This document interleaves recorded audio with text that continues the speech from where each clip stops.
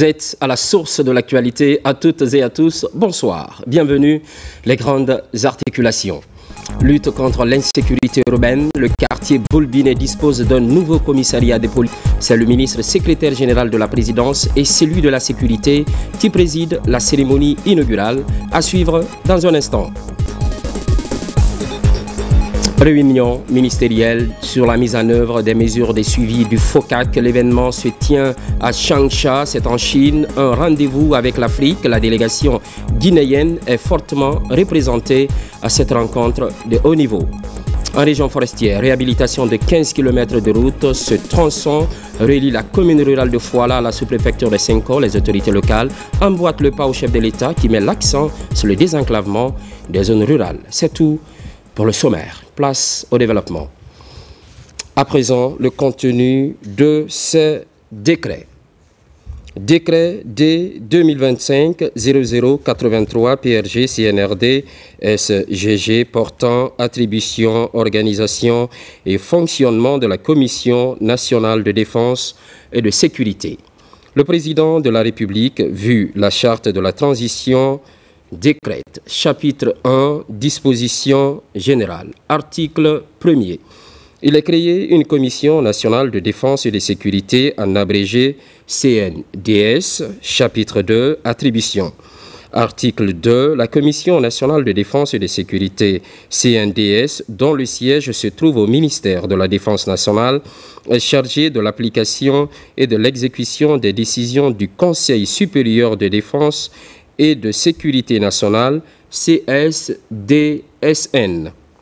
À ce titre, elle assure la programmation, l'animation et la coordination des activités des commissions, notamment la coordination, l'animation et l'orientation des activités des unités militaires et paramilitaires en toute matière relevant de leurs missions respectives, la collecte, de l'analyse, de la synthèse et de l'évaluation des renseignements, l'élaboration des rapports synthèse et des bulletins hebdomadaires, mensuels et trimestriels du Conseil supérieur de défense et de sécurité nationale, la surveillance et la protection des installations et services sensibles de l'État contre tout acte de sabotage, la recherche, la prévention et la répression des infractions telles que le terrorisme, la fabrication, la détention, le commerce, la distribution, l'usage illicite d'armes et munitions, le trafic de drogue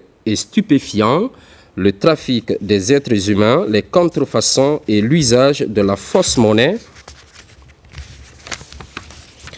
Veille à la qualité, à la diversité et au développement des moyens logistiques de défense et sécurité à mettre en œuvre en vue de rendre plus efficace l'intervention des forces militaires et paramilitaires, fixe les conditions et détermine les formes et les méthodes d'action rapide en vue d'apporter à tout moment l'aide et l'assistance nécessaires aux citoyens et collectivités territoriales menacées, aux victimes d'agressions de tout genre, assure la mise en œuvre d'une politique nationale de prévention de toutes les atteintes à l'ordre public et de toutes les actions subversives ou menaces intérieures susceptibles de provoquer ou d'entretenir le désordre sur le territoire national, impulse, contrôle et coordonne les commissions régionales, préfectorales, sous-préfectorales et spéciales de défense et de sécurité, supervise l'exécution par les autorités administratives compétentes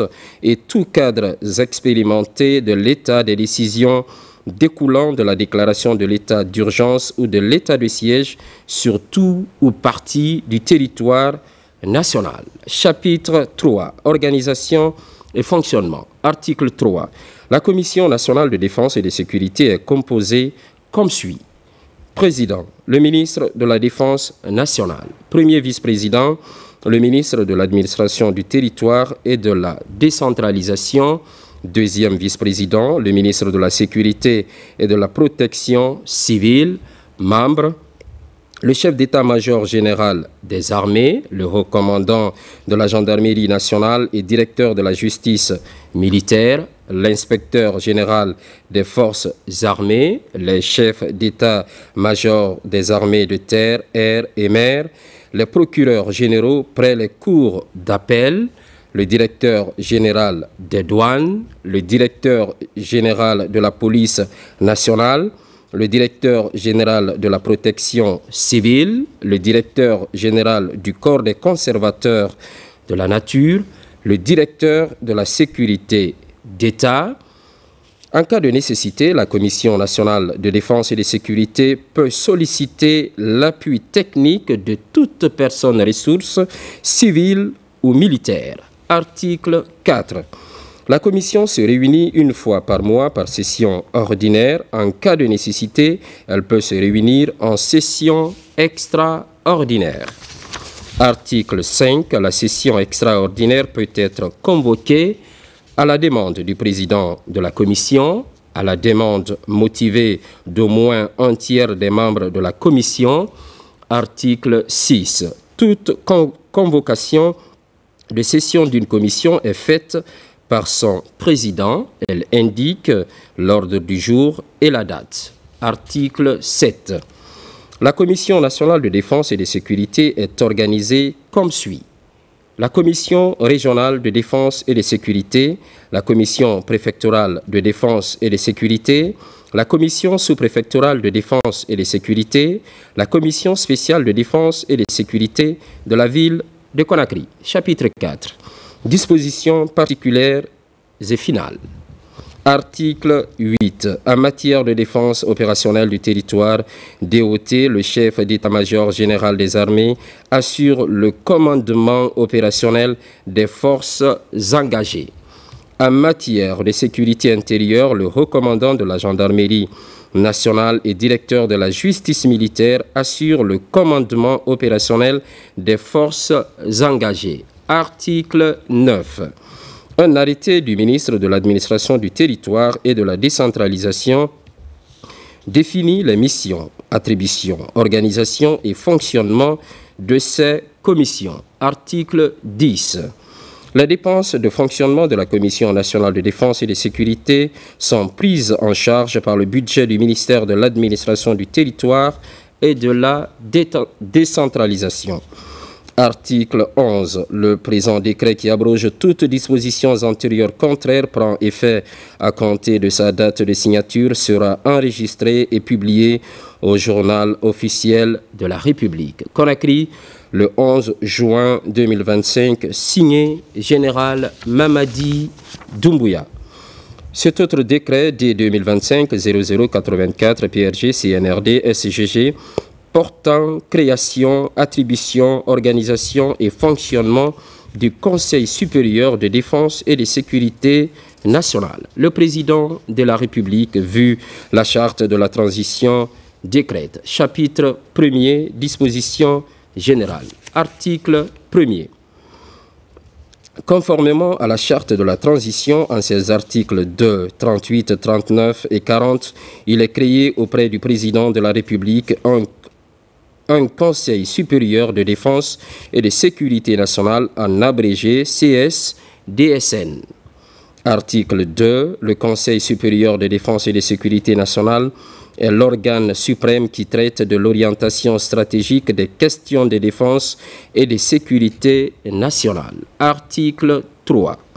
Le Conseil supérieur de défense et de sécurité nationale est présidé par le président de la République en sa qualité de chef suprême des forces armées. Article 4. Le Conseil supérieur de défense et de sécurité nationale est doté d'un siège et d'une allocation budgétaire inscrite dans la loi des finances de chaque année. Chapitre 2. Les attributions du Conseil supérieur de défense et de sécurité nationale. Article 5. Le Conseil supérieur de défense et de sécurité nationale a pour attribution l'orientation stratégique des questions de défense et de sécurité nationale, notamment la sécurité intérieure et extérieure de la Guinée, la protection de la souveraineté nationale, la protection des personnes et de leurs biens, la protection des ressources de la nation pour sa défense, l'emploi des forces de défense et de sécurité en temps de crise et de conflits armés, la mobilisation et la réorientation des ressources nationales en temps de crise et de conflits armés, l'affectation des ressources exceptionnelles aux forces de défense et de sécurité en tout temps. Article 6. Le Conseil supérieur de défense et de sécurité nationale prend en tout temps les mesures qu'il juge nécessaires à la défense de l'intégrité du territoire et au maintien ou au rétablissement de l'ordre public en cas d'atteinte à l'intégrité territoriale ou à l'indépendance nationale, de péril imminent suite à un trouble grave à l'ordre public, de catastrophes présentant par leur gravité un caractère de calamité publique. Chapitre 3 de l'organisation du Conseil supérieur de défense et de sécurité nationale. Article 7. Le Conseil supérieur de défense et de sécurité nationale est structuré en 3 organes ainsi qu'il suit. Une instance suprême, un secrétariat général permanent et des commissions. Section 1 de l'instance suprême du Conseil supérieur de défense et de sécurité nationale. Article 8. L'instance suprême du Conseil supérieur de défense et de sécurité nationale est composée comme suit.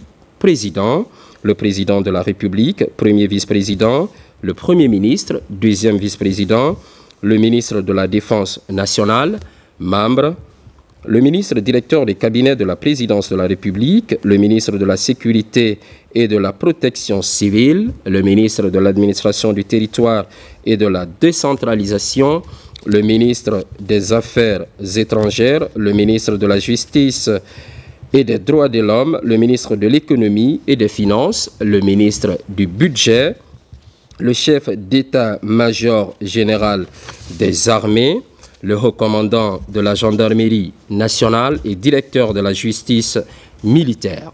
Section 2 du secrétariat général permanent du Conseil supérieur de défense et de sécurité nationale, CSDSN, article 9.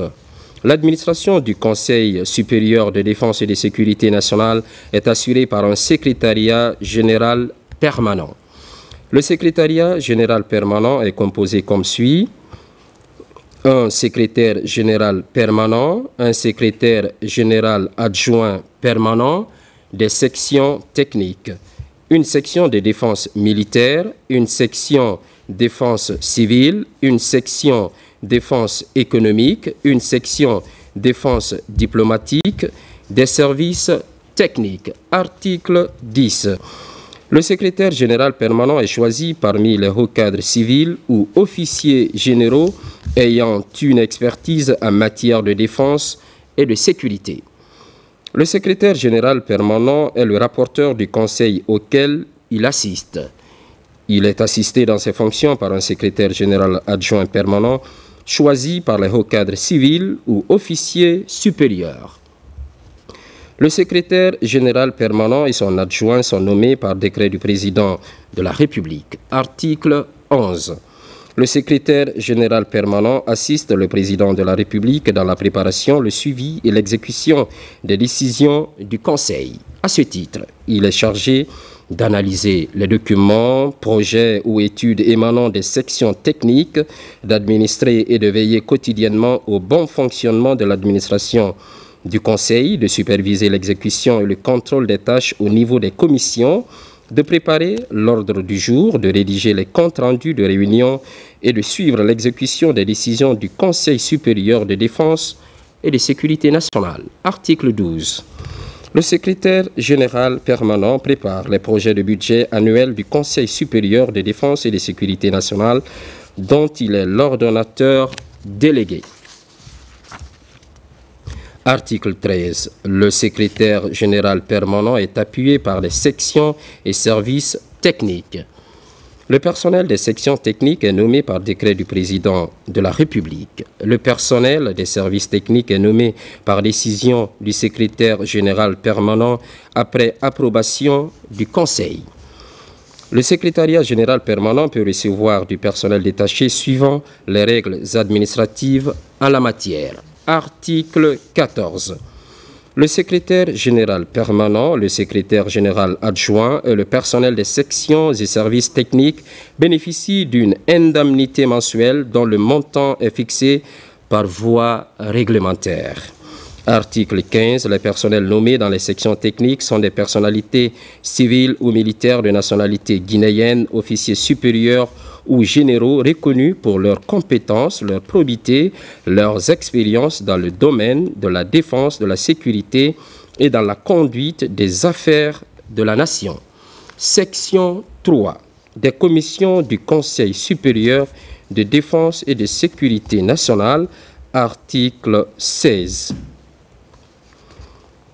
Les commissions du Conseil supérieur de défense et de sécurité nationale sont la Commission nationale de défense et de sécurité CNDS, la Commission régionale de défense et de sécurité CRDS, la Commission préfectorale de défense et de sécurité CPDS, la Commission sous-préfectorale de défense et de sécurité CSPDS, la Commission spéciale de défense et de sécurité CSDS de la ville de Conakry. Article 17. Un décret définit les attributions, l'organisation et le fonctionnement de la Commission nationale de défense et de sécurité CNDS, chapitre 4 du fonctionnement du Conseil supérieur de défense et de sécurité nationale. Article 18. Le Conseil supérieur de défense et de sécurité nationale se réunit en session extraordinaire une fois par semestre en temps de paix et en session extraordinaire sur convocation de son président qui en fixe l'ordre du jour. En période de crise ou de conflits armés, le Conseil supérieur de défense et de sécurité nationale se réunit autant de fois que nécessaire lorsque les impératifs de la défense de la nation l'exigent. Le Conseil supérieur de défense et de sécurité nationale délibère en séance plénière. Ces délibérations sont confidentielles. En cas de nécessité, le Conseil supérieur de défense et de sécurité nationale peut se réunir en session restreinte sur convocation du président de la République dont la composition est fonction de la situation ou de l'événement à examiner. Chapitre 5. Disposition finale. Article 19. Le présent décret qui abroge toutes dispositions antérieures contraires prend effet à compter de sa date de signature, sera enregistré et publié au journal officiel de la République. Conakry, le 11 juin 2025, signé Général Mamadi Doumbouya. Dans l'actualité, de retour à Kankan, le général Mamadi Doumbouya a rendu visite aux notabilités de Kouroussa. Un accueil triomphal lui a été réservé. Le patriarche El Hadj Lansina Keïta salue les efforts constants du chef de l'État en faveur du développement national. Omar Bari, compte rendu.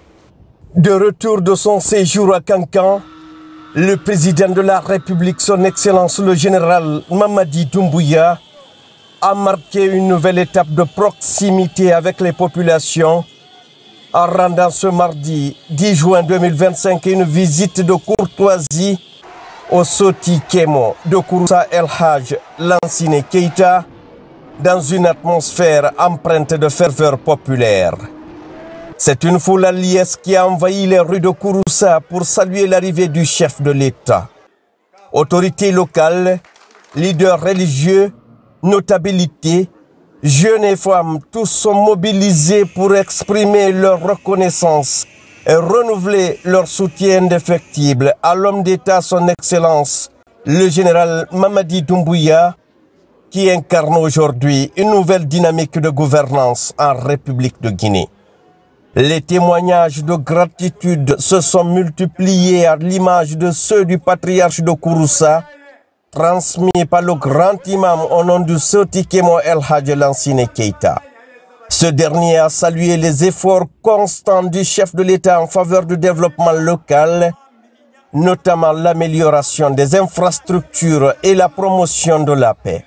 Il a également souligné l'importance du renforcement du tissu social, condition essentielle pour un développement durable et inclusif du pays. Ina bara men kala la Guinée président ina fama ya tala igala Guinée kadim buluta kalingonka ka reconsidération ke flane ba so de ba men kala ba igala Guinée kadim buluta kalingonka président ifa go barka blinge président imada womadi wallahi la Guinée kadim le koka ne itere kiero konko yaruka aite sero duri brato giro ikaina ministre la wuli affaires étrangères de Morsana kula Guinée kadita to la bamban yaro habra wala habra kala Guinée kadita kanedi ifa ko kurusako go barka blinge imado madi président Ibrahim Menta la Guinée kadeno mi tembra bankrana ni setenye Ibrahim Menta vraiment wa muambo wa kanadu barara ko ka barka blinge président ko ka finye kan flate kurusa sous-préfecture tanani kola kabla woraka kola kurusa so woraka kan flate kurusa kan kene peme kurusa Général Mamadi Doumbouya. Cette visite a également été marquée par l'intervention du ministre des Affaires étrangères, de l'intégration africaine et des Guinéens établis à l'étranger, Dr Maurice Sanda Kouyaté, fils de Kouroussa. Il a exprimé la fierté des habitants face à la transformation visible de leur préfecture et a réaffirmé l'engagement des citoyens à accompagner le processus de refondation nationale initié sous le leadership de son Excellence, le général Mamadi Doumbouya. Kwabra sewa abranyale adoa falabona kana falutre kana korolutre kana doni nutre kobra dianye ale pana kuro sadeni di muntu konyo la sayma kwabra ke kuro sadeni ay ba kilabla idenu ko ay kilabla ko inshallah ay makoba kemena ay ya ino na afa mo brenya ya afa le nye mo ba ku de ke fo la le di ha président mrofo konyo funye. Chaque déplacement du président de la République sur le territoire national révèle un peu plus son charisme et la profonde adhésion des populations à sa vision. Les réformes engagées dans tous les secteurs traduisent une volonté manifeste de redonner à la Guinée sa dignité et sa place dans le concert des nations. À Kouroussa, comme ailleurs, le peuple de Guinée a compris. Le changement est en marche et il se fait par les actes que pose le chef de l'État, son Excellence le général Mamadi Doumbouya, chaque jour à travers le pays.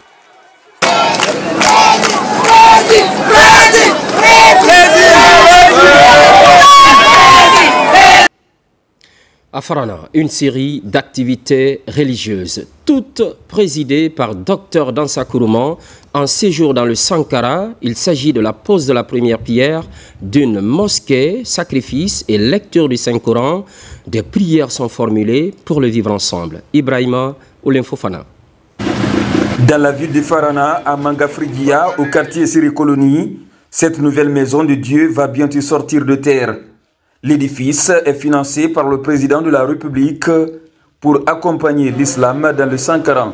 En présidant la pose de la première pierre, Dr Dansa Kourouman a reçu plusieurs honneurs de la part des notabilités pour ses efforts. C'est cette ancienne mosquée qui sera démolie pour reconstruire dans un grand espace en R+1. La mosquée sera réalisée en R+1, une surface de 200 mètres carrés à deux niveaux. Le premier niveau, c'est le rez-de-chaussée. À l'étage serait réservé pour les femmes. Le rez-de-chaussée a sa capacité d'accueil de 200 fidèles. L'étage aussi, c'est 200 fidèles. Ça nous fait ici les 400 fidèles. Donc le délai d'exécution, selon le planning, c'est 4 mois. Elle a toutes les caractéristiques d'une mosquée moderne. Les arcades intérieures et extérieures, les 4 minarets hauts de 15 mètres de hauteur, donc le dôme central, plus un bureau et une salle de réunion à l'étage. Elle serait réalisée dans les règles de l'art. Toujours dans le sillage des festivités, c'est le collectif des amis de Dr Dansa Kourouman qui initie ce cadre de sacrifice et de prière.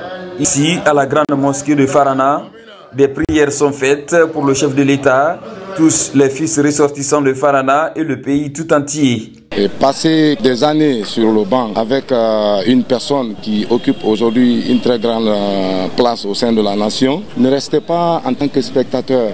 Il faudrait venir au secours de lui pour le soutenir, l'appuyer, pour l'accompagner, afin que vraiment cette mission qui lui a été confiée, il puisse réussir. Au cours de ces différentes cérémonies religieuses, les habitants ont été sensibilisés sur la promotion du vivre ensemble et surtout le pardon.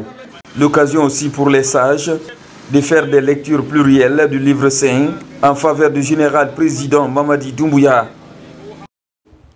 Insécurité urbaine. Pour lutter contre le phénomène, un commissariat de police est inauguré ce mercredi même. L'édifice est logé au quartier Boulbiné, commune de Kaloum. C'est le ministre secrétaire général de la présidence et le ministre de la sécurité et de la protection civile qui préside la cérémonie inaugurale. Alpha Isiagaba nous fait le point. À Boulbiné, le quartier présidentiel, un nouveau commissariat urbain de police est désormais opérationnel.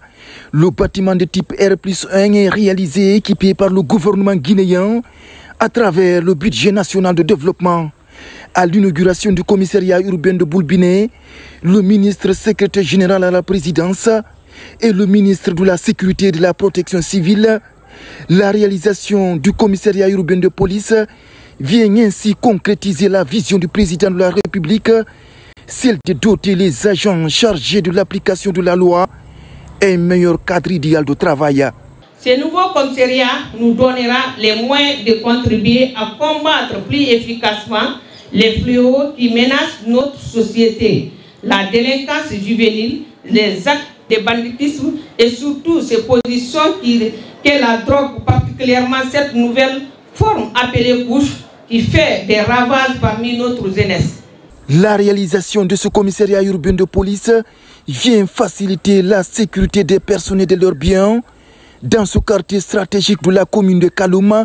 La mise en service de ce commissariat s'inscrit pleinement dans la dynamique de réforme structurelle impulsée depuis le 5 septembre 2021 sous l'impulsion clairvoyante de son Excellence, le général Mamadi Doumbouya, président de la République, chef de l'État, chef suprême des armées.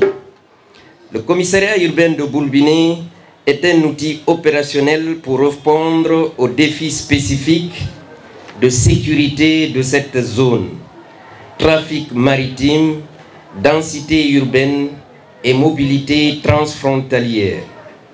Je voudrais respectueusement saluer la vision du chef de l'État, mais aussi sa constance, secteur par secteur, domaine par domaine, de donner à notre administration en général, mais aussi à notre pays, la place qu'il appartient dans le concert des nations.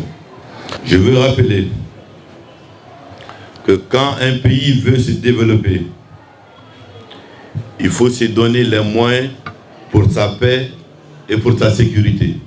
Dans ce sens, le président de la République, le général Mamadi Doumbouya, fait en sorte que les forces de défense et de sécurité, dans leur globalité, en parlant d'armée, en parlant de police, en parlant de protection civile, en parlant de corps de conservateurs de la nature, en parlant de douane, il fait en sorte que l'ensemble de ces forces de défense et de sécurité continuent leur montée en puissance. Cela signifie pour nous le recrutement, ça signifie l'entraînement, ça signifie la formation, mais aussi l'équipement.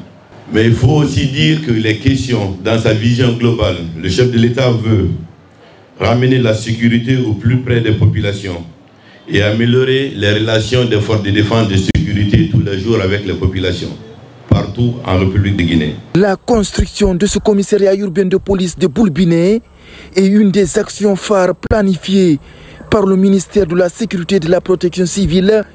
Déjà, plusieurs autres commissariats centraux sont en ce moment en cours de réalisation dans le pays profond. Sur tout autre plan, démarrage des examens sur toute l'étendue du territoire national. C'est ce jeudi 12 juin. Le niveau des préparatifs est rassurant. Les dernières consignes sont livrées aux acteurs impliqués. Pour être plus complet, le ministre de l'Enseignement préuniversitaire et de l'Alphabétisation a fait une déclaration Ensemble, on suit Jean-Paul Sédi. Comme chaque année, nous voilà en période d'examens finaux qui marque le passage d'un cycle scolaire à un autre. Ils auront lieu du 12 au 27 juin 2025 pour les 3 examens. Examen de fin d'études élémentaires, brevet d'études du premier cycle et baccalauréat unique. Ce sont des moments d'angoisse pour les élèves et professeurs, pour les parents d'élèves, mais aussi pour les gestionnaires du système éducatif, et cela est normal. Cette année, ce sont 566 069 élèves au total, dont 313 283 jeunes élèves du primaire qui vont être évalués dans 1497 centres. 179 849 élèves au collège qui vont être également évalués dans 648 centres d'examen. Enfin, 72 937 lycéens le seront dans 260 centres d'examen du baccalauréat. Plus de 45 000 enseignants seront impliqués dans tout le processus des évaluations. Chacun de ces examens sera, comme prévu par les textes réglementaires, conduit par les structures qui en ont les prérogatives et la responsabilité. Les directions nationales de cycle, le corps des inspecteurs disciplinaires, la direction générale des examens et concours scolaires, les inspections régionales de l'éducation, les directions préfectorales et communales de l'éducation. Vous jeunes, à travers l'éducation et la culture, la santé et le bien-être, êtes la préoccupation majeure du gouvernement et du président de la République à travers les 5 piliers du programme Simandou. Ne l'oubliez pas, la jeunesse est au cœur de la vision du président de la République. Vous devez vous impliquer en refusant la fraude, l'insubordination, le laxisme, la fainéantise. Je vous souhaite d'excellents résultats par votre travail, à toutes et à tous. Je redis toute ma reconnaissance et ma profonde gratitude au président de la République, le général Mamadi Doumbouya, à son premier ministre, chef du gouvernement, Amadou Riba, pour l'accompagnement constant qu'ils apportent au système éducatif et à moi-même. Vive l'école guinéenne, vive la Guinée. À présent, le contenu de ce communiqué du ministère de l'Enseignement technique, de la formation professionnelle et de l'emploi. Communiqué, report du début des examens de sortie, session 2025. Le ministère de l'Enseignement technique, de la formation professionnelle et de l'emploi informe tous les candidats, les chefs d'établissements publics et privés, ainsi que les encadreurs pédagogiques que le lancement des examens de sortie initialement prévu pour le 11 juin 2025 est désormais reprogrammé au mardi 17 juin 2025 et ce sur l'ensemble du territoire national. Cette décision de report a pour objectif de garantir une organisation inclusive, équitable et transparente des examens tout en permettant aux établissements privés de mieux se préparer. Le ministère tient à rassurer toutes les parties prenantes que toutes les mesures logistiques, techniques et pédagogiques nécessaires seront mises en place pour assurer le bon déroulement des épreuves à la nouvelle date fixée. Conakry, le 10 juin 2025, la ministre Aminata Kaba. Et puis, cet autre communiqué de la Commission électorale de l'Association des magistrats de Guinée, AMG. Communiqué numéro 4, CAB PCE AMG 2025, la Commission électorale de l'Association des magistrats de Guinée informe l'ensemble des magistrats de la tenue de son Assemblée générale élective ce jeudi 12 juin 2025 dans la salle des audiences du 28 septembre située dans l'enceinte de la Cour d'appel de Conakry.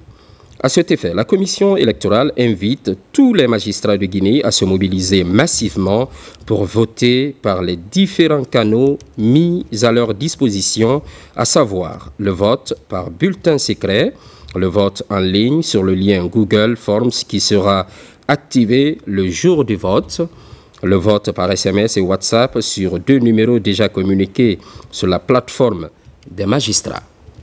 La commission électorale s'est comptée sur l'esprit civique de tous les magistrats pour conférer à l'événement un éclat particulier. Conakry, le 11 juin 2025, le président de la commission, Mamadou Saliou Diallo. Hors du pays, à Osaka, la Guinée dispose d'un stand et un espace commercial Ces deux installations sont visitées par le Premier ministre et sa suite. On note également la présence du vice-ministre japonais des Affaires étrangères. Les produits faits maison sont passés en revue, une opportunité offerte à chaque pays d'affirmer son identité socio-économique et culturelle. Karim Kamara, Kabasouma, envoyé spécial. Dans la foulée des activités de la journée dédiée à la Guinée, place à une partie de visite sur le site de l'exposition. Le Premier ministre guinéen et son hôte sont d'abord reçus dans le pavillon du Japon où la technologie est sans faille. Ensuite, nous voici au pavillon qui abrite le stand et l'espace commercial de la Guinée. Ici, l'arbre à palabres et les valeurs qu'il incarne sont expliquées aux membres des deux délégations. À cela s'ajoutent quelques produits, notamment le fonio, dont les vertus ne sont plus à démontrer. À l'Expo universelle d'Osaka 2025, la Guinée présente une vingtaine de produits. Ici, le ministère du Commerce, Industrie et PME, à travers l'Agipex, assure la présence de 24 entreprises, une participation perçue comme une renaissance du secteur privé guinéen à travers un entrepreneuriat fécond. Nous sommes très réjouis du contenu des échanges entre les deux directions officielles de la Guinée et celle du Japon. Le contenu du discours de M. le Premier ministre Amadou Bawouri a été un discours très enrichi. J'apprécie l'initiative de faire venir les entreprises pour un peu créer l'ouverture et puis le début d'une collaboration du secteur privé entre le Japon et la Guinée. Pour sa part, le Premier ministre Amadou Ouriba estime que cette participation de la Guinée est certes modeste, mais elle va tracer les sillons de ce qui est possible dans les prochaines années. Il était essentiel que la Guinée soit représentée à l'Expo Osaka 2025. L'intérêt de l'Expo, c'est pratiquement montrer qu'on est partie du monde, on est là, on apporte ce que nous avons de meilleur. En tout cas, félicitations à toutes les équipes du ministère de l'Industrie et du Commerce. Félicitations aux artistes. À titre posthume, on ne peut que remercier Mamadi Keïta parce que ce que j'ai vu avec les jeunes enfants de Mishima en train d'être des spécialistes du djembé traduit ce qui est essentiel. L'essentiel, c'est de rapprocher des hommes et des femmes, de rapprocher des cultures pour que les uns et les autres se découvrent, parce que c'est ça qui va briser les pesanteurs, briser toutes les méconnaissances, l'ignorance, et c'est à partir de là que, comme dit l'autre, on va vers la civilisation peut-être demain de l'universel. D'ores et déjà, l'Agipex envisage d'organiser une série de rencontres de B2B notamment entre ces entrepreneurs et leurs homologues du Japon dans le cadre d'un échange d'expériences et de partenariats. À l'international toujours, réunion ministérielle sur la mise en œuvre des mesures de suivi du FOCAC. L'événement se tient à Changsha, c'est en Chine, un rendez-vous sino-africain. La Guinée est représentée par une forte délégation. Elle est chapeautée par le ministre du Plan et de la Coopération internationale, Tabansilla, depuis l'Empire du Milieu. Changsha, capitale de la province chinoise de Hunan.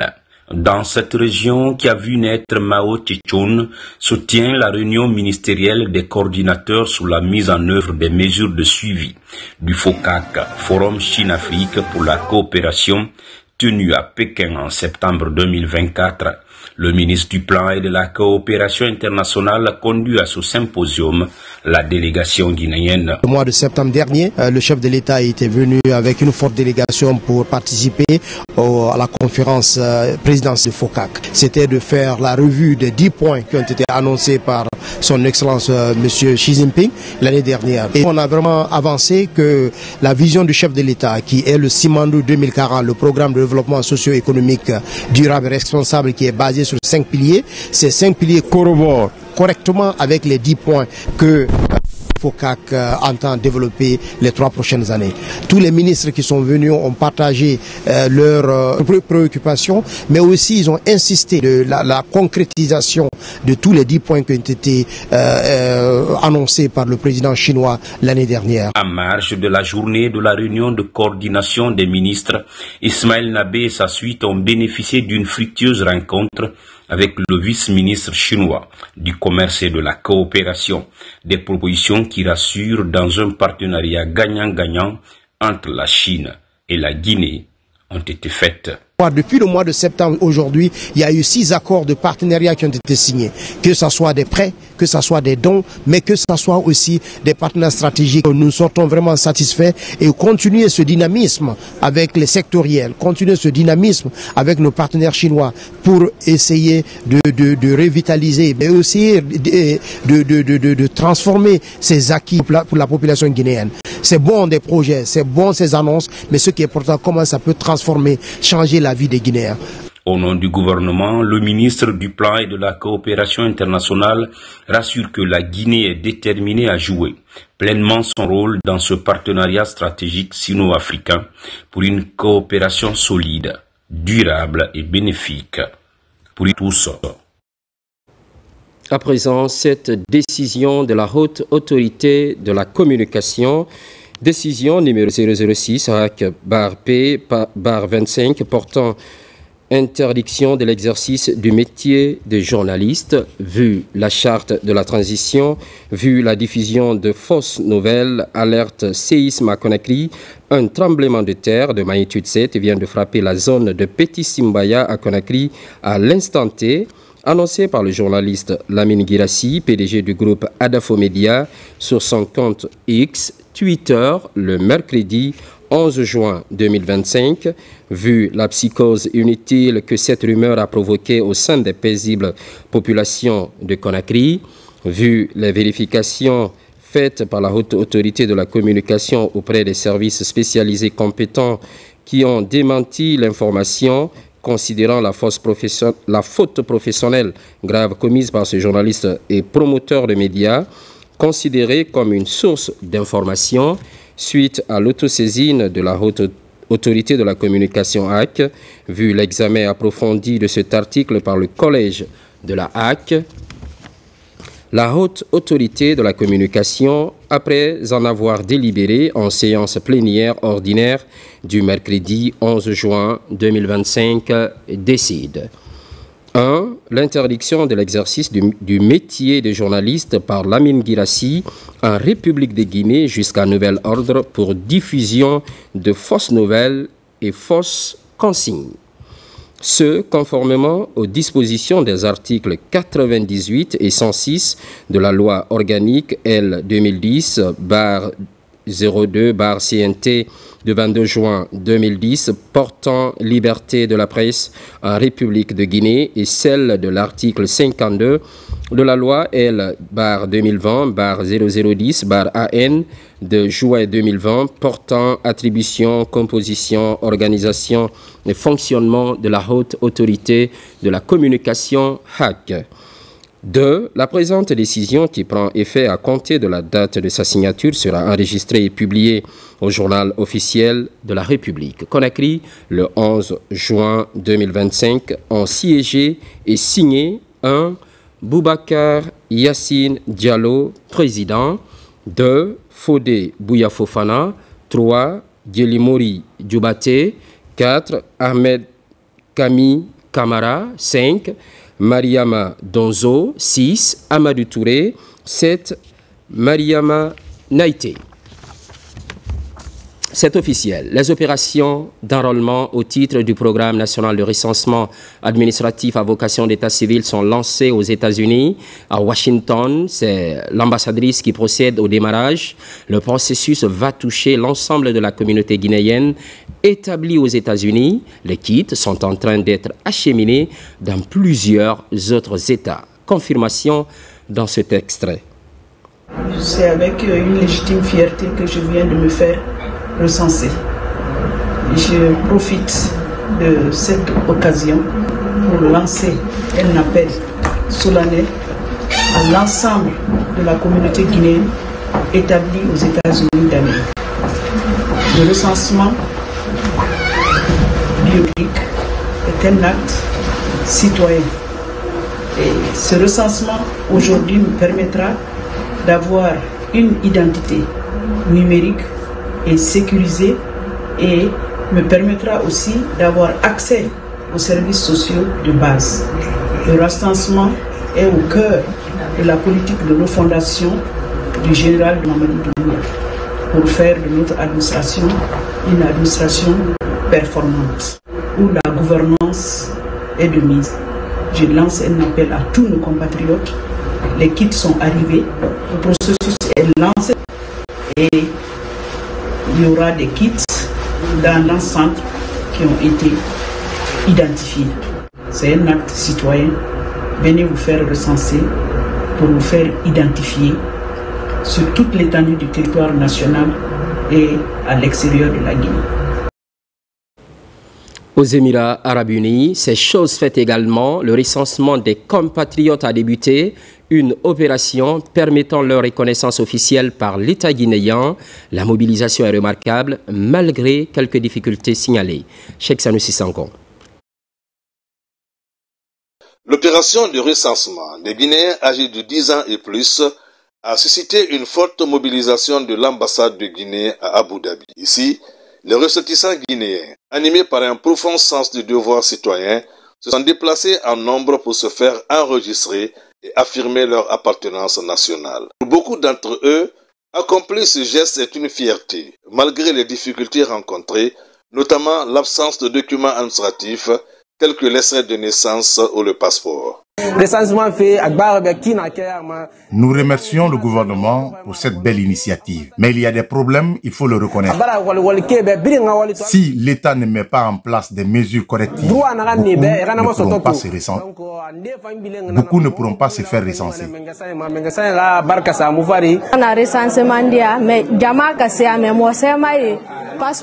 Il y a ici beaucoup de personnes qui n'ont que le passeport, alors qu'on exige l'extrait de naissance. Nous demandons à l'État de revoir cette situation pour permettre aux gens de se faire recenser.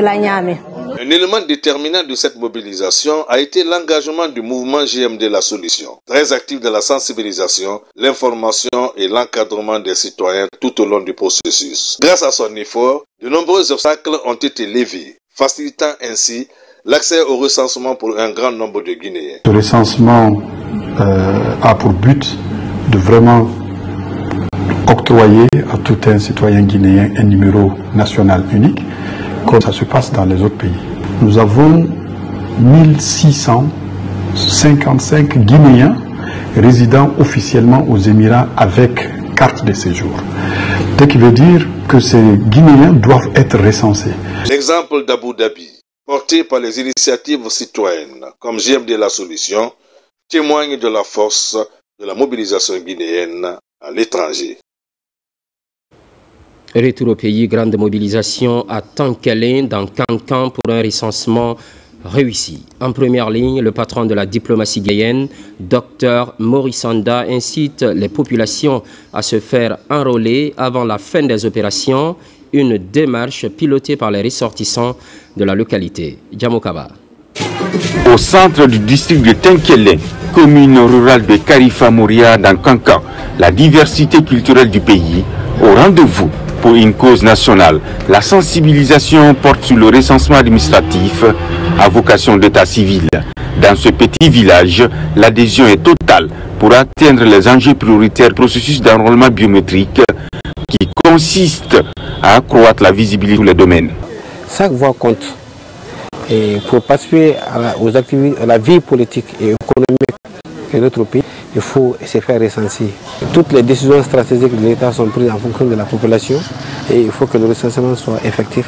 Nous avons sillonné plus de 10 villages ici, commençant Tenkelin, Lefrani, Sorongoni, plus de 10 villages environnants. Donc on a sillonné en moto afin de lancer une campagne de sensibilisation afin que tout le monde soit recensé. Et parce que sans le recensement, rien ne peut se faire. Sur place, le ministre des Affaires étrangères pour expliquer les avantages du recensement de la population. L'appel du chef de la diplomatie guinéenne sollicite une mobilisation sociale pour la réussite du programme national de recensement administratif à vocation d'état civil et une priorité phare de la transition. Nous voyons ici que les gens sont totalement engagés pour se faire recenser. C'est une bonne chose, mais il faut continuer à le faire. Nous allons revenir très bientôt après le recensement pour le référendum, comme le chef de l'État l'a dit. Et donc nous serons avec eux toute cette année. L'initiative citoyenne des fils résidents et ressortissants de Tenkelin incite déjà d'autres localités pour un engagement collectif. Les avantages sont surtout liés à la connaissance effective des populations des localités dans le cadre de la décentralisation. Il s'agit d'ajuster l'action publique aux besoins des populations. Dans la même préfecture, le Grand Marché reçoit les sensibilisateurs. Ils insistent sur l'importance du PNRAVEC pour le décollage économique de la Guinée. Par ailleurs, des matériels de construction sont offerts à 2 mosquées. Bakary Bambakonde.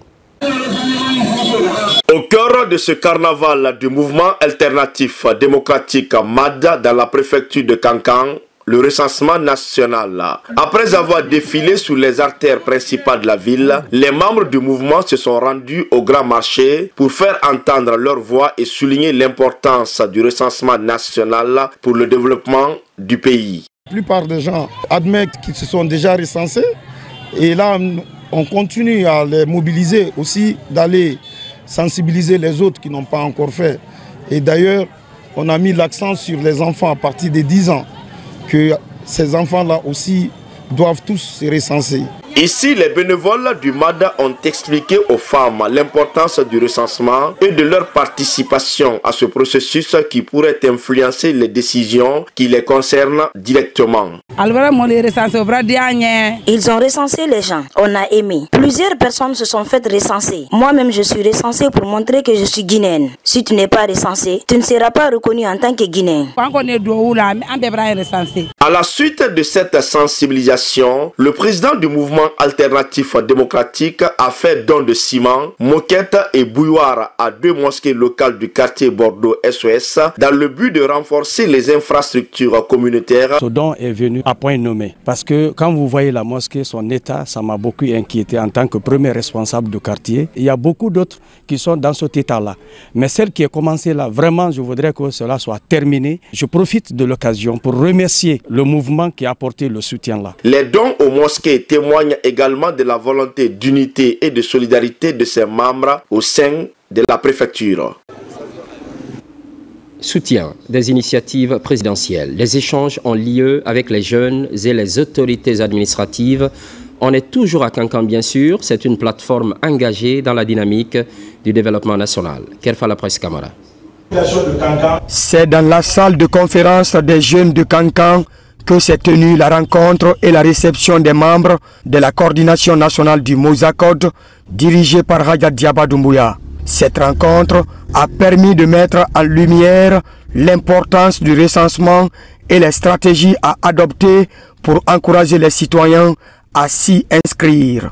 Nous avons appelé tous les fédéraux de la région de Kankan, des différents quartiers, pour venir ici débattre avec le bureau national afin de trouver des voies et mains pour le lancement officiel, la sensibilisation de la population autour du recensement. Si aujourd'hui ce mouvement de soutien qui est présidé par ces jeunes et chapeauté par notre sœur, on ne peut qu'être heureux et soutenir à bras le corps ce mouvement pour le bien-être de la Guinée et des Guinéens, surtout la couche juvénile. Parce que ce qu'une nation a de meilleur, c'est la jeunesse. Une jeunesse positive, cette jeunesse qui sait où elle va et ce qu'elle veut. Après ce conclave, l'équipe de la coordination nationale et les membres du bureau fédéral régional du Mosakod de Kankan se sont rendus à la résidence du préfet. Après Kindia, nous sommes venus sur Kankan mettre une stratégie sur place pour que nous puissions vraiment programmer et cibler les districts ou les communes les plus stratégiques pour aller faire un programme de sensibilisation. Cette stratégie politique opérationnelle du Mosacode permettra de favoriser et faciliter l'intégration des citoyens dans la base de données administratives du pays.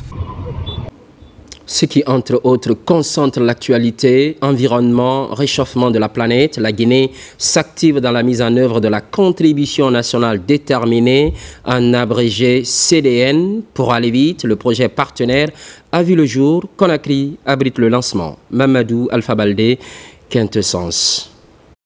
Pour traduire en actes concrets les projets et idées de projets envisagés dans la lutte contre le réchauffement climatique, la Guinée, avec l'accompagnement de ses partenaires comme NDC, lance le projet Partnership Action Fund permettant de favoriser la mise en place et l'opérationnalisation d'un cadre institutionnel et juridique pour la réalisation efficace des projets contenus dans la CDN. Qu'on révise maintenant. Si cette CDN n'est pas opérationnelle, donc ça mène à rien. C'est pour nous permettre de mobiliser le financement, de structurer le cadre institutionnel. Qu'est-ce qu'il faut, qui doit faire quoi, quelles sont les institutions qu'on doit mettre en place, quels sont les organismes qui seront impliqués donc pour voir comment opérationnaliser la CDN. Ce sont des idées de projet. Maintenant, il faut traduire ces idées de projet en des projets bancables, donc pouvoir mobiliser des financements. Donc, une fois que les financements sont mobilisés aussi, il faut assurer la mise en œuvre de ces actions et assurer sa coordination. Donc, c'est des éléments qui manquent un peu donc, dans nos pays, à l'instar de la Guinée. Et ce projet donc, vient appuyer pour pouvoir créer ce que nous appelons les conditions favorables à la mise en œuvre des actions continues de la CDN. De nombreux secteurs comme les transports, l'agriculture et autres sont concernés. La Guinée fait partie des pays à fort potentiel écologique, un rang que le pays compte garder, voire renforcer. Il y a des lacunes en termes de montage de projets bancables.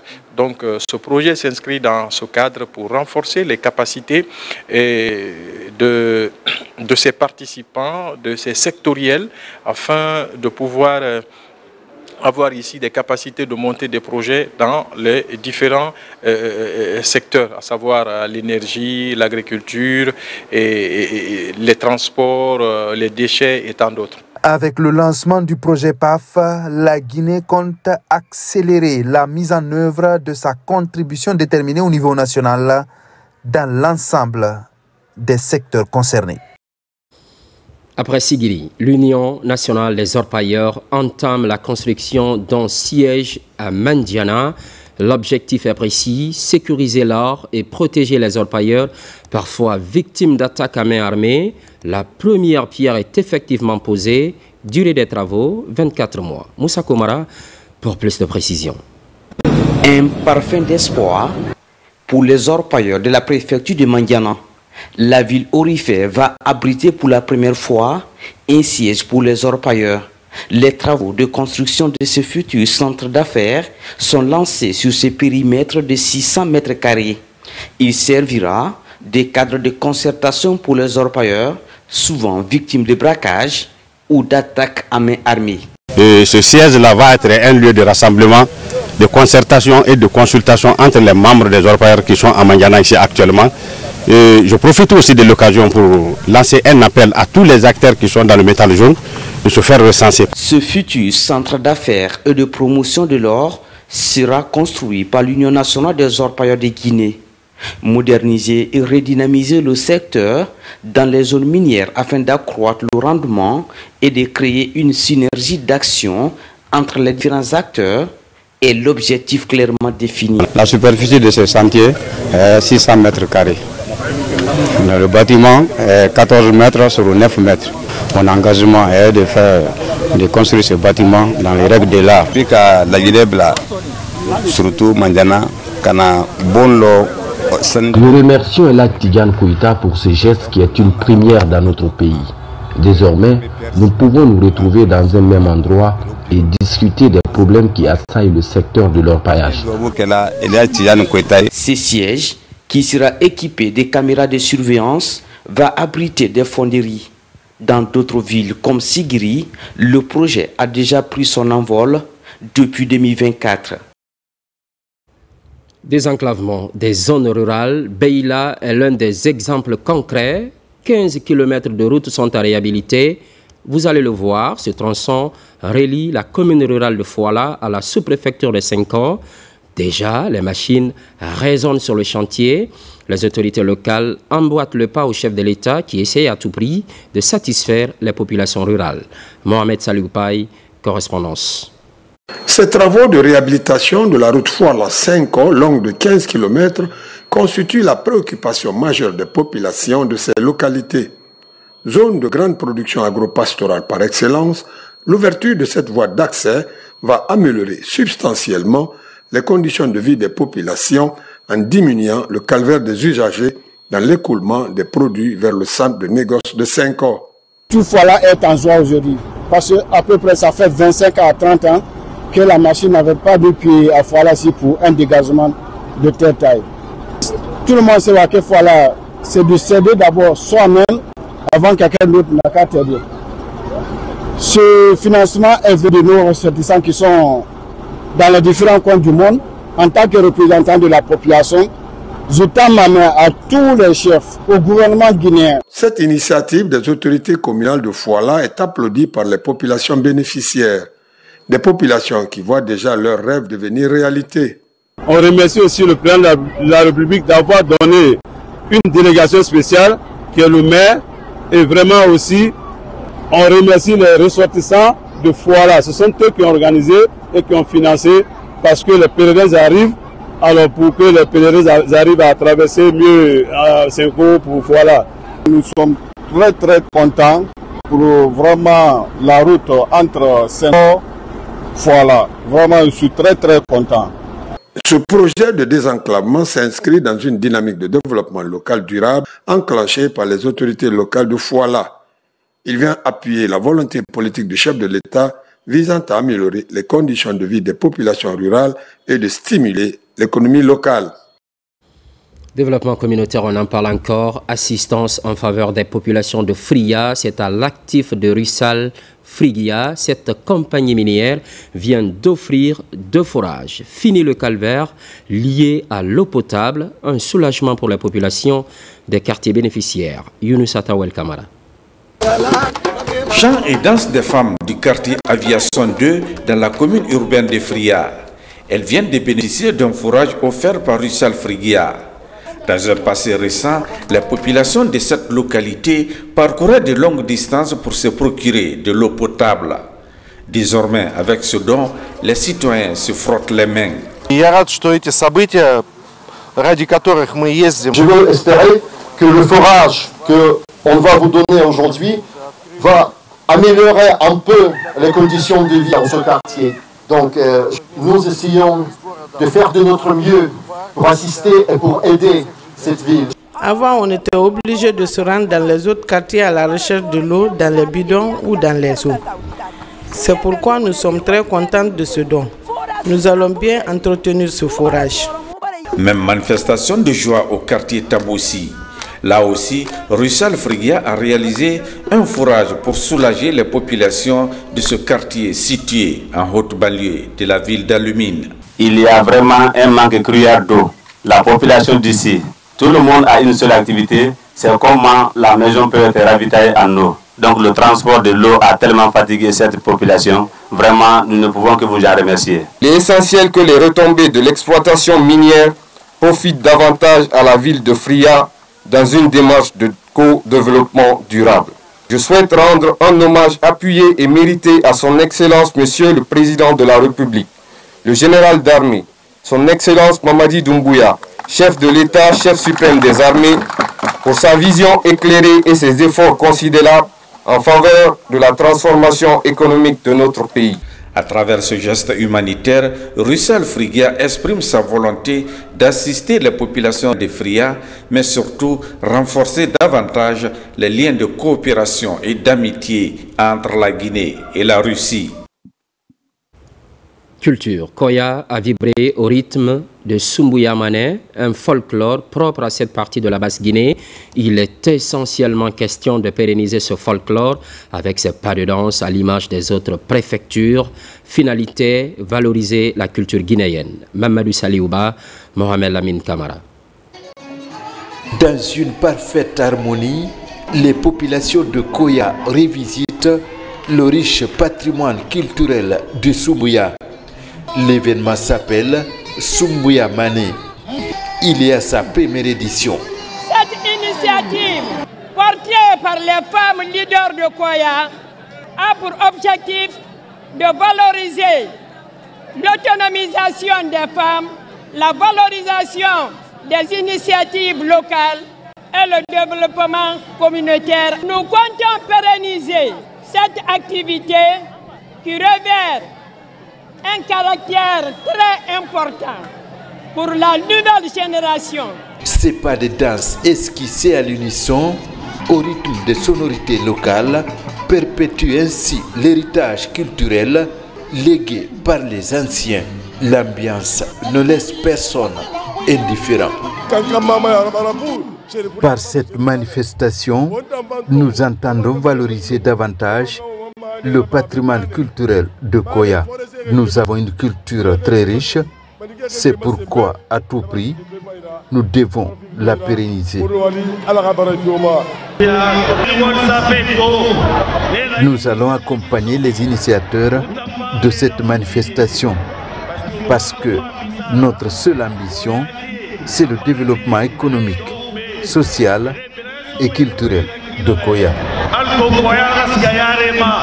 Derrière cette manifestation culturelle se trouvent de nobles ambitions, celle de promouvoir le vivre ensemble, l'entrepreneuriat féminin, mais aussi la défense des acquis du CNRD.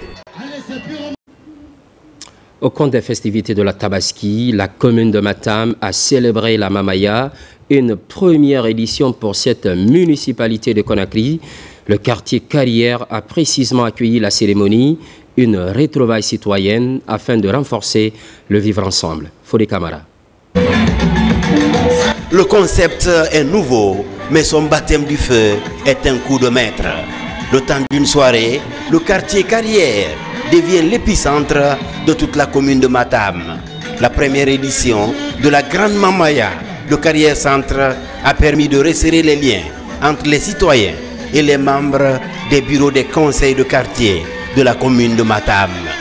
Au-delà de l'unicité dans les tenues et les pas de danse traditionnels, cette initiative de valorisation du patrimoine culturel met en avant la vision d'unité d'action.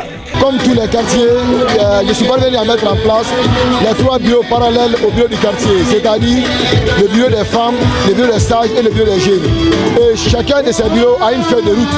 Donc les femmes ont commencé par la exécuter, par mettre en place une ambiance féminine qui a coïncidé à la Mamaya. Ça sera une perpétuité. Nous sommes engagés à commémorer cette fête chaque année que nous vivons, Inch'Allah. Nous, femmes de la Carrière, avons pris conscience de notre force. Nous nous engageons à vivre dans la paix, la tolérance et dans l'unité. Dans l'esprit de Simandou 2040, nous voulons que les femmes soient actrices du changement, ici et maintenant. Un cœur, un quartier, une grande famille. Ce slogan vient fédérer les couches socio-professionnelles de la commune de Matam, derrière l'idéal de bâtir ensemble une politique globale de développement territorial. Un paquet global qui met la tradition au premier plan. Vibrer à Conakry au rythme de Kankan, c'est ce que Carrière Centre a fait ce soir au nom de la commune de Matam. Nous voulons par ça démontrer qu'on peut fêter partout en Guinée en même temps que Kankan pour célébrer, n'est-ce pas, cette danse qu'on veut désormais inscrire dans le patrimoine mondial de l'UNESCO. Quand les enfants du même coin se réunissent autour d'un idéal commun pour fêter un événement de ce genre, vraiment, ça nous réjouit le cœur. Ça prouve qu'à la carrière, il n'y a pas de sous-sous, il n'y a pas de malinqué, il n'y a pas de peul. Nous sommes un et indivisibles. La première édition de la Grande Mamaya de Carrière Centre a eu le mérite d'offrir un espace de loisirs de tous les âges à une frange importante de la population. Une population autrefois confinée dans les concessions pendant et après la fête de Tabaski. Ce changement de rythme a marqué les esprits à plus d'un titre. Page noire à présent. Avant de clôturer cette édition, le colonel Mohamed Kassé, journaliste émérite de la presse militaire, a tiré sa révérence à Conakry le 8 juin dernier. Parents, amis, collaborateurs se sont retrouvés au bataillon spécial de Conakry, un symposium au cours duquel des hommages lui ont été rendus. Le film des obsèques avec adjudant-chef Omar Kamara. Depuis septembre 2021, nous sommes témoins des réalités du pays. On a parlé de refondation. La nouvelle équipe qui est venue en place au niveau de la DIRPA a donné comme objectif mutation. Mutation, il faut aller de l'avant. Cette voix, vous ne l'entendrez plus. Elle s'est éteinte à main. Colonel Mohamed Kassé, figure emblématique de la presse militaire guinéenne, est décédé ce dimanche après-midi à l'hôpital Ignace Dine des suites de maladie. Sa disparition marque la fin d'un parcours exceptionnel consacré à l'armée, à l'information et à la République. Ici au bataillon spécial de Conakry, membre du CNRD et de la hiérarchie militaire, parents, amis, collaborateurs, anciens compagnons d'armes étaient tous présents pour lui rendre un dernier et vibrant hommage. Une cérémonie sobre mais digne à l'image de l'homme qu'il fut. C'est non seulement un soldat qui est tombé, mais aussi un grand reporter de la presse militaire. Et là, je salue sa mémoire et je suis fier de l'armée guinéenne d'avoir organisé une telle cérémonie pour le colonel Kassé, parce que c'est une reconnaissance nationale à ce qu'il a fait pour la patrie. C'est un officier courtois, dynamique, qui avait à cœur de servir la nation, de servir l'armée et d'être à l'écoute de sa hiérarchie. Donc je présente encore une fois mes condoléances les plus attristées à sa famille biologique ainsi qu'à toute l'armée guinéenne. Âgé de 63 ans et journaliste intrépide, colonel Mohamed Kassé a su concilier tout au long de sa carrière rigueur journalistique et obligations militaires. Son départ laisse un immense vide, mais son héritage demeurera. Nous espérons que son exemple de vie professionnelle servira les générations futures au sein de nos forces de défense et de sécurité. À l'annonce de son décès, le ministre de la Défense nationale a fait passer une nécrologie pour camper l'homme et présenter les condoléances de l'autorité de l'armée guinéenne à la famille éplorée et aux forces de défense et de sécurité. Nous vous rassurons de notre profonde reconnaissance. Durant tout le parcours de Mohamed Kassé, on a eu de temps en temps à se retrouver. Car après Cancan, moi je fus affecté au train et garage, au camp Alpha ici. Lui, de Zérékoré, il est revenu nous retrouver à Conakry. Ce qui veut dire qu'on passait de très bons moments ensemble. Mais aussi lors des stages, ces notes le prouvent que le colonel Mohamed Kassé était un homme qui aimait la formation. Pour s'en convaincre, les différents reportages qu'il faisait au profit des écoles pour la promotion de la formation le prouvent. Au nom de son Excellence, Monsieur le Président de la République, chef suprême des armées, au nom de Monsieur le ministre de la Défense nationale, notre cher ami Mohamed Kassé, nous prions le Tout-Puissant Allah qu'il t'accorde le paradis. Issu de la 22e promotion de l'université guinéenne, colonel Kassé est de la classe 90 de l'armée nationale. Il laisse derrière lui une veuve, 2 garçons et une mère inconsolable. Colonel Mohamed Kassé repose désormais au cimetière de Tinfoula, quartier qu'il lui a vu naître et grandir et dont il appelait affectueusement son village natal.